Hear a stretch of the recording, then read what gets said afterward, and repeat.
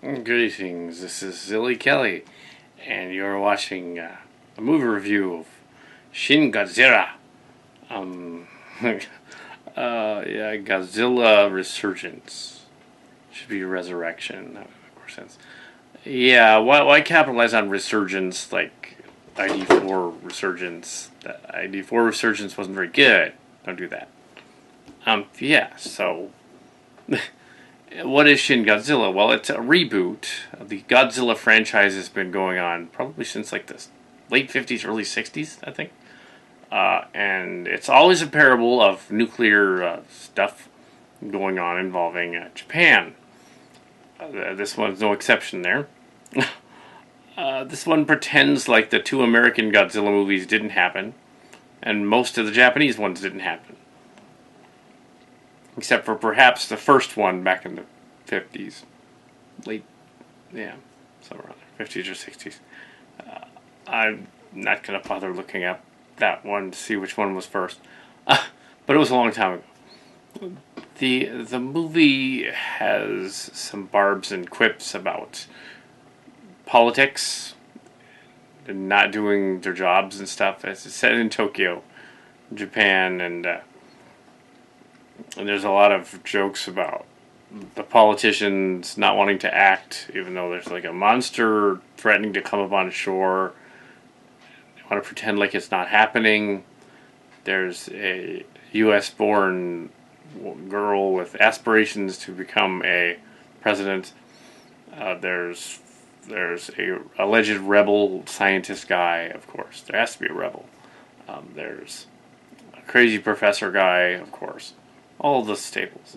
The political prime minister guy in the story is incompetent and sort of a spoof of that. The U.S. president in it is a spoof of, I guess, Bush. It goes before Obama. Bush. Yeah, there are modern things going on with modern cell phones and social media, which they throw in. So it is taking place in 2016. But yeah, the monster now has Pokemon powers. It's able to transmutate from a sort of fish-like thing into other stages. They don't explain them. Once he gets into the fourth stage, he's Godzilla. They didn't explain what the other three stages were. So yeah. Yeah. Is it good? Yeah, it's good. There you go. Yeah, I actually found this movie. It was available in my area on this side of town, so it was playing here, so I was able to see it here on the south side. So yeah, it was playing. I went to see it during the day, and packed audience and everything. So yeah, Shin Godzilla is it's a reboot. It's a soft reboot. They've been doing that a lot lately, but apparently they do that a lot in that. Also, it's the creators of Neon Evangelion, if you've ever seen that, doing that. So there's some imagery like that. Just standing out there at one point. I won't give everything away. They have two plans to stop Godzilla. One is them nuking him, which freaks them all out because we gotta nuke Japan again. Like back in the day, they were actually thinking of that in the story, and freezing him. So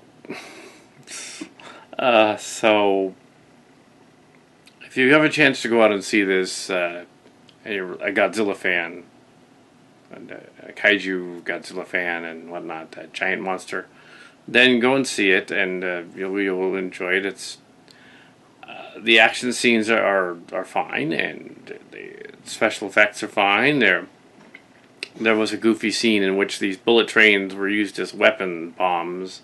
Somehow they were able to climb up him, which they didn't really explain. I guess they were Transformers.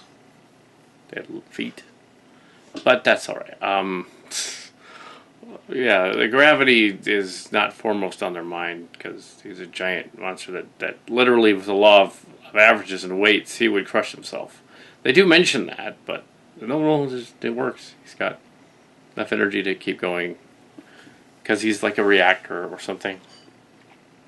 And now he apparently has the ability to laser track and shoot out of his back and his mouth. Laser beams go everywhere and blow the crap out of anything coming at him. He's indestructible. Um, but yeah, unlike the American Godzilla from, what, a year ago? A year and a half ago? They did another American Godzilla, which was better than the 1998 one. But ultimately forgettable because, except for invading San Francisco and the desert, I don't remember nothing about it. I know there was a Mothra, but that was it. Yeah. So anyway, yeah, go see Shin Godzilla.